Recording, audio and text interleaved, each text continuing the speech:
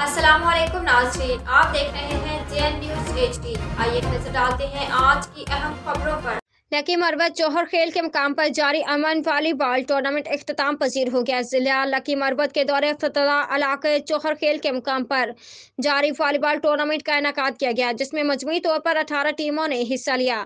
مقابلوں کے بعد سہیل کلب جنگ خیل اور وکاس کلب جوہر خیل نے فائنل کے لیے کوالیفائی کر لیا۔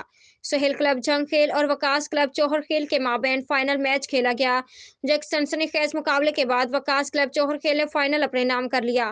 فائنل میچ کے مہمان خصوصی جوہر گل بابا ویلفیئر کمیٹی کے چیئرمین اویس خان تھے۔ مہمان خصوصی نے ونر اور آنر ٹیموں کے کھلاڑی میں نقد انعامات اور ٹرافیاں تقسیم کی۔